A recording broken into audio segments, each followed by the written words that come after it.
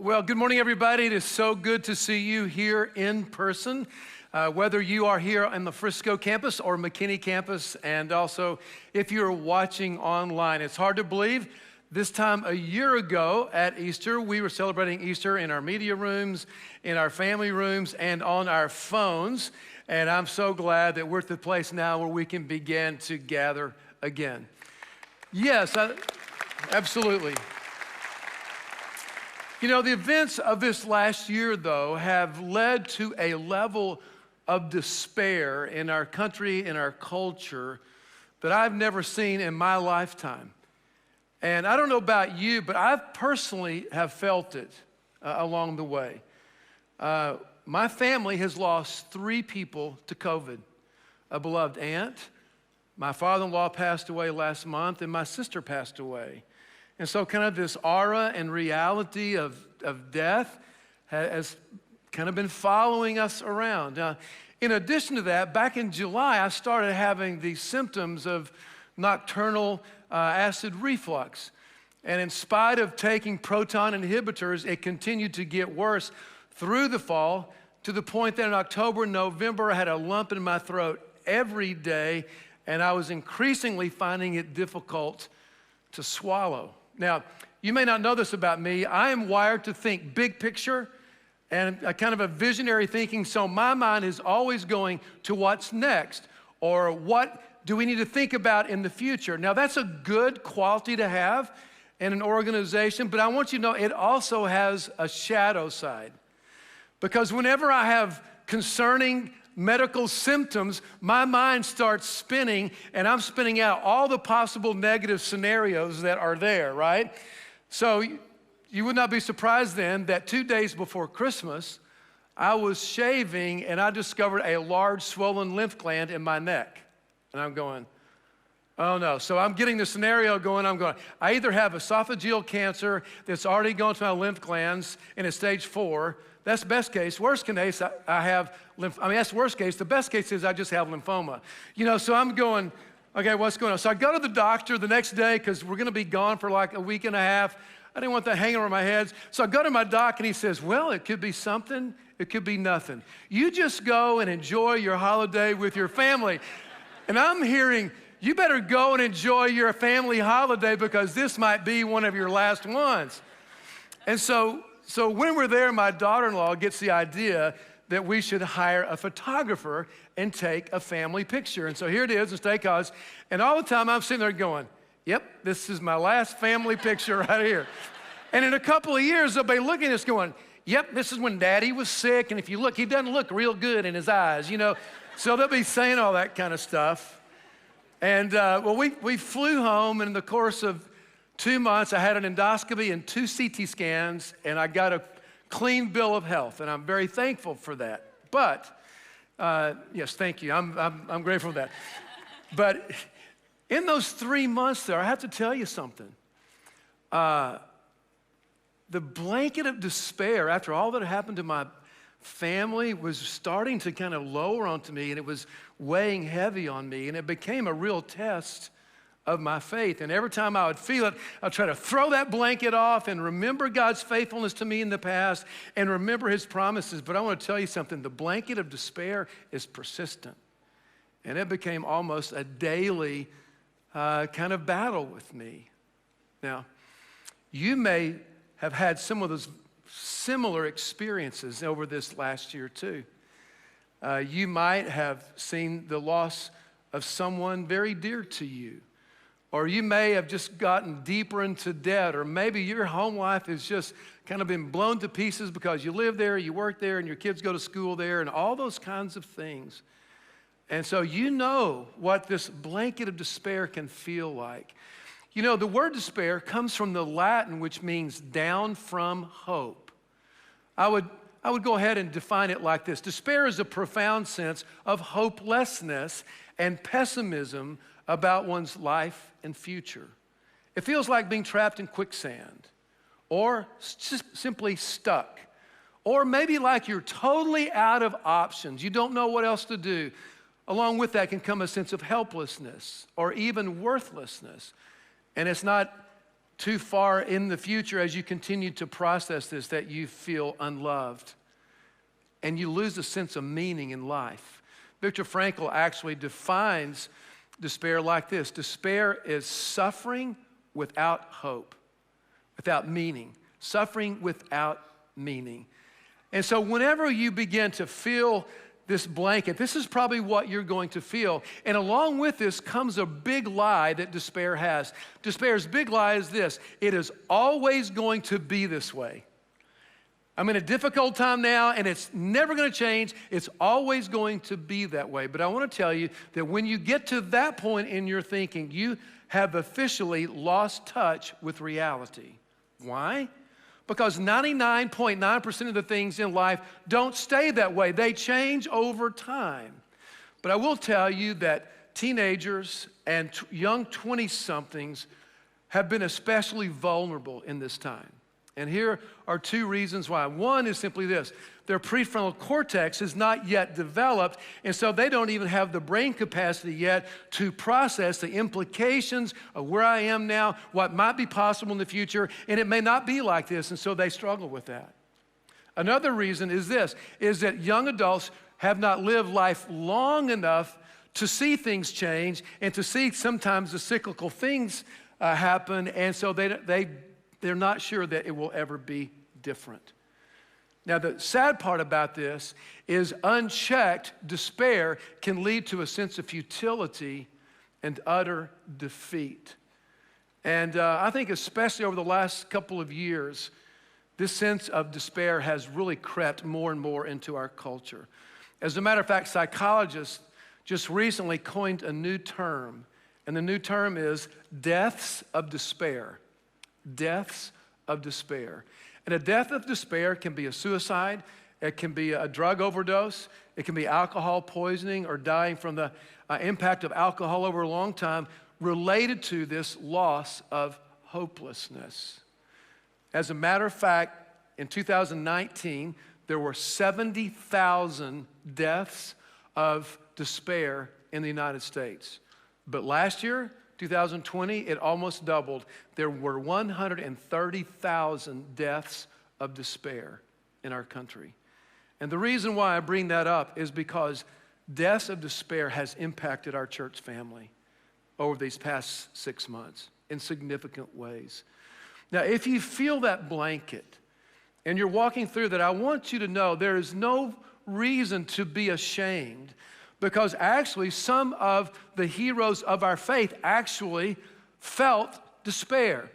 In 2 Corinthians chapter 1, verse 8, the Apostle Paul, the greatest missionary who's ever lived, who started churches all across Asia Minor and who wrote most of the New Testament, felt despair. He writes, "We do not want you to be uninformed, brothers and sisters, about the troubles we experienced in the province of Asia. We were under great pressure, far beyond our ability to endure." And look what he says: "so that we despaired of life itself." And so, in light of all of these things, that's why I'm so glad that we get to celebrate Easter today together.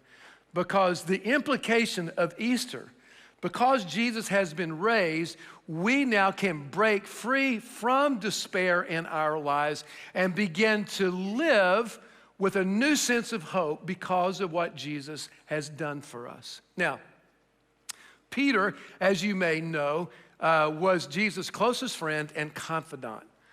He was one of the first disciples at the empty tomb on that very first Easter morning.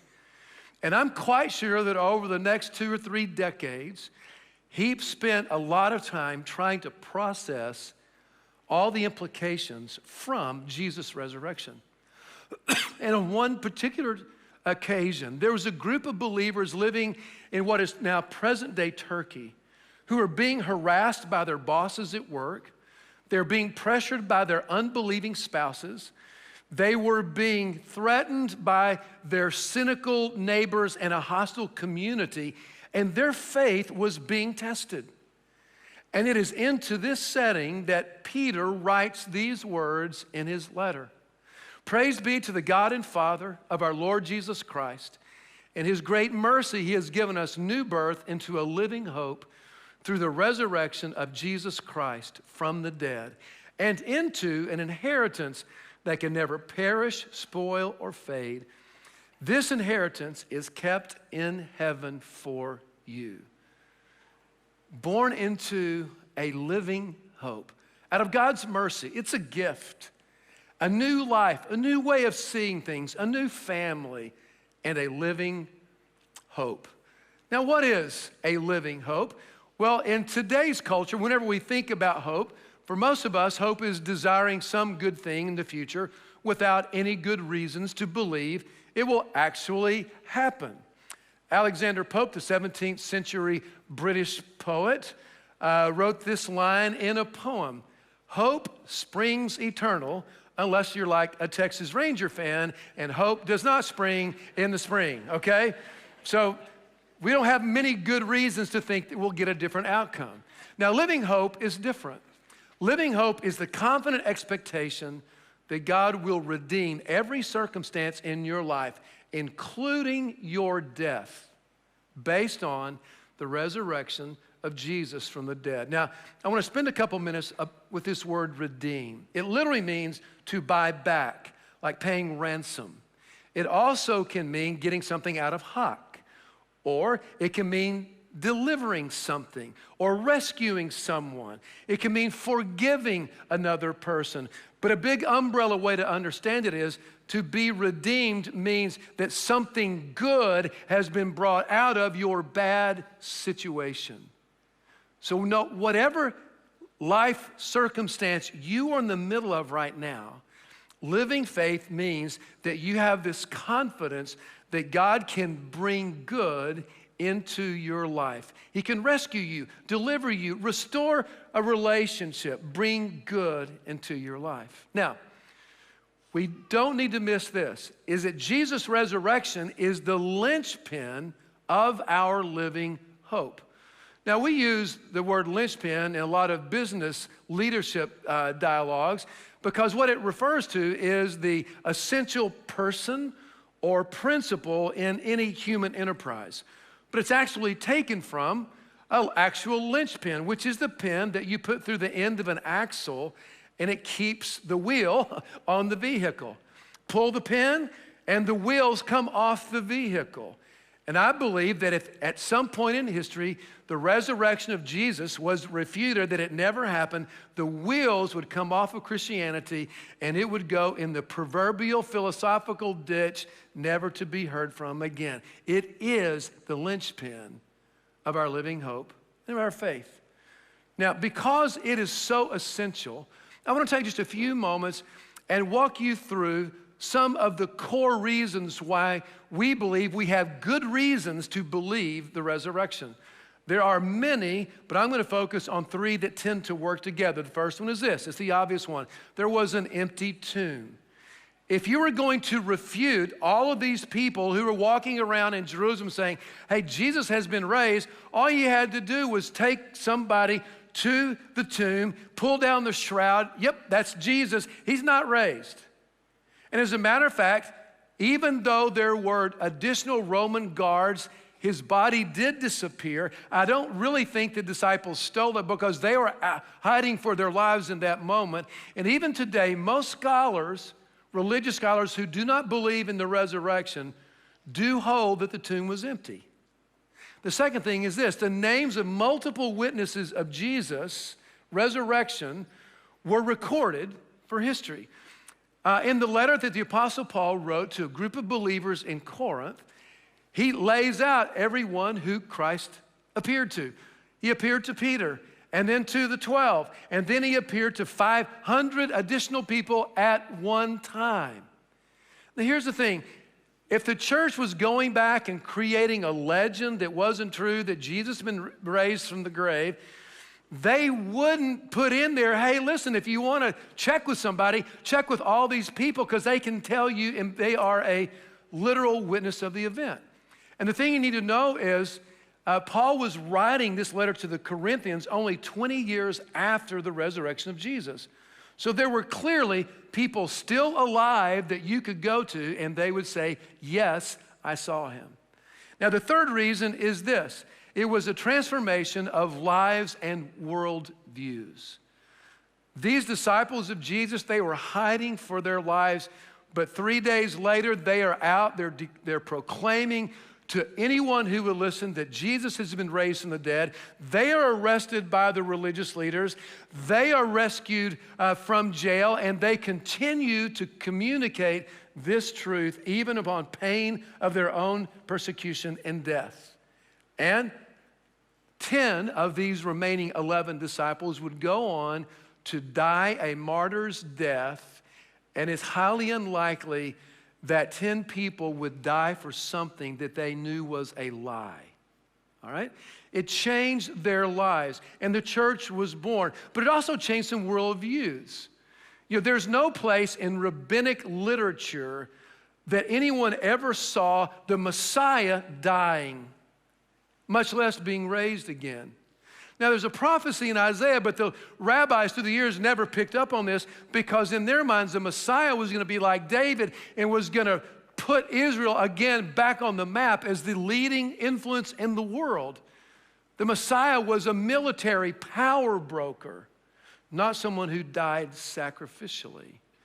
And the Sabbath is the central expression of the religious faith today of Jews. And yet these Jewish believers all of a sudden were giving up and forsaking the Sabbath and starting to worship on Sunday, the first day of the week, the day that Jesus rose. Now, N.T. Wright, who is the preeminent New Testament scholar in the world today, has said this, is that there has never been any historical theory offered which accounts for those three things in the resurrection of Christ. And if you have an interest in this, if you're kind of on the fence about the resurrection and you would like to personally investigate that, there are two books I'd recommend. First of all is a book entitled The Resurrection of the Son of God by N.T. Wright. Best book out there, covers things you would not believe and all the attitudes and worldviews and that kind of stuff. It is a cool 738 pages though. So you might want to start with Tim Keller's book. It's a little bit shorter, and he covers these things in a couple of chapters. But listen, those are great books to explore this whole idea of the resurrection being the linchpin, not only of our faith, but our living hope. Now, living hope. The promise, I believe, is that we have living hope every day. You see, despair just doesn't happen. It is the emotion that emerges from our perspective that the negative circumstances that we're in right now will become perpetual. So, if you in this moment are stuck living on Zoom and you never think you'll escape, or you're living in a strained relationship, or you're guilty of a moral failure that is incredibly disappointing to you and the people that you know, if you've been gutted by the loss of a loved one, if you're in a loveless marriage, if you are facing impending financial doom, if by chance you have recently gotten a negative diagnosis too, this blanket of despair is not far from you. But having hope means that you have the confidence that God is going to help you find community in your isolation. He's going to help you find restoration in your broken relationships. He's going to help you find forgiveness for your moral failure. He's going to help you find provision for your lost job. He is going to give you a future beyond this life. And so living hope every day means that you're confident that God is indeed working for your good. Now, why do we believe this? Well, it's because of the resurrection. And here it is. In the resurrection, God took the worst thing in human existence, which is death. It is our greatest enemy. And he redeemed it. He brought something good out of it. And out of Jesus' death, he brought the deliverance and the forgiveness of everyone who would ever turn to him. And once that occurred, we know that everything is possible to be redeemed. If death can be redeemed, God can redeem anything. And so now, because of Easter, we know that death no longer has the last word. that failure does not have to cripple us, that blankets can be lifted, that no loss has to last, and no sin has to define us anymore because of the resurrection. That's living hope for every day. But it doesn't stop there. There is living hope also for dying day. You know, the last time I checked, the mortality rate is still 100%. You know what that means, right? That means that none of us get out of this alive. In our culture, we tend to push death to the edges, behind curtains, into hospitals, nursing homes. We can almost live and deny it. But in this year of COVID, when 550,000 plus people die, it's hard to deny it anymore. And it's into this despair that comes with the thought of our mortality that verse 4 really rings true. I read it earlier. I want to read it again. And we are also born into an inheritance that can never perish, spoil, or fade. This inheritance is kept in heaven for you. Now, when Peter refers to this inheritance, he's actually referring back to the Old Testament concept of the promised land. It's the land that was promised to Abraham and his descendants. It was a land flowing with milk and honey. And it was God's desire to give this land to his people so he could be their God and they could be his people. And they would live this deeply satisfying and fulfilled life. But Israel blew it. Through their disobedience, they spoiled it and it faded. That's the old covenant. You and I have never been a part of that old covenant, because that covenant was made specifically with God and the nation of Israel, the people of Israel. But we've been invited into a new covenant. It is the covenant that we find in Jesus' blood that was shed on the cross, and it is a way of living. It is a state of being, no matter what country we live in or where we are, where we experience the mercy and the grace and the love of God on every occasion, and we can live free, and we can live in peace in our mind and heart, and we can have meaning in our lives. And we can be in that now simply by saying yes to Jesus and following him. But on that dying day, we will also have the privilege of being ushered into the fullness of that kingdom.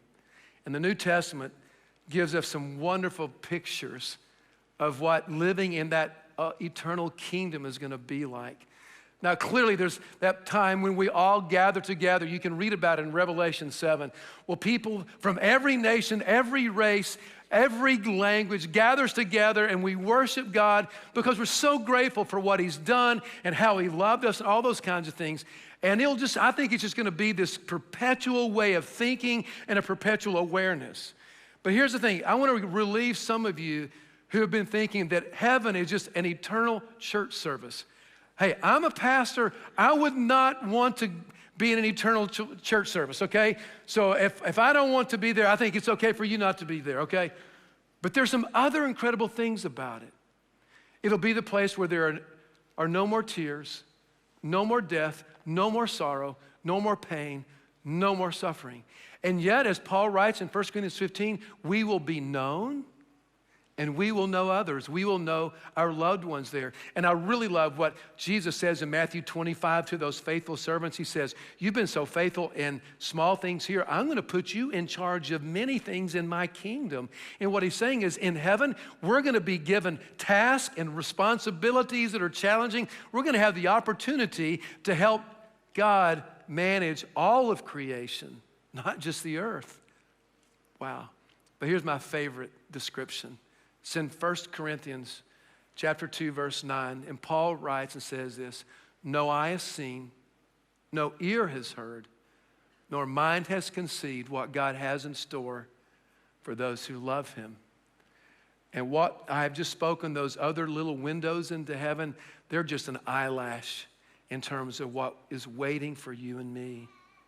And that is our hope on dying day. And it's not just a hope that's kind of in a book somewhere. It is a hope that can truly help you lift the blanket of despair off. Just ask Terry Fornish, and he will tell you. My name, Terry Fornash. I have stage 4 metastatic colon cancer. When I say stage 4, it's terminal. I was given 23 months, and that was about 18 months ago. But we never know. And I believe in miracles, so we'll see. I'm a member of a group that's got thousands of members in it. And it's a group with stage 4 colon cancer from around the world. And what strikes me about that group is how so many of them despair. And it's because they don't know Christ and know that there's an eternity. So when I share with people and they go, oh, don't you despair? And I go, like, no, not really, because we're all gonna die. I'm blessed because I have some idea about when I'm gonna die, and God gave me the grace to know that so I could reprioritize my life, so I can get my act together, so I can start telling people how much they mean to me and how much I love them. I really thank Him because it's so easy to go down the dark path of rumination, and it's so easy to go down the path of despair. And I thank Him because every time that seems, the little twinkling of it seems like it's going to occur, I'm just overwhelmed with His blessings. Compared to 99% of the people on the planet, I'm so blessed. And my walk with God reveals more and more every day those blessings. It's a cruel fact, we all die, but if we have Christ, we can start living the kingdom now and living for the future. Although I don't despair, because I have hope for eternity. I do suffer physically. I suffer a lot. And then it's the suffering that my loved ones experience. I don't think that they despair for me. I think they suffer. They suffer when they see me suffer. But I think when we think about our congregation and our neighbors and our coworkers, there's a lot of suffering going on out there. With a church as large as ours, I know that I'm not the only one in that audience that is suffering from cancer or from some other debilitating illness or a financial situation, or they are a caregiver for a child who's sick, or a child that's getting bullied, or a husband or a wife who's suffering. It's almost like if you really looked at every family, some part of that family has some need, there's some suffering, but we have hope. Suffering leads to perseverance, perseverance to character, and character to hope. So whatever someone's suffering is, we have hope in eternal salvation. We have that hope. It's a real hope.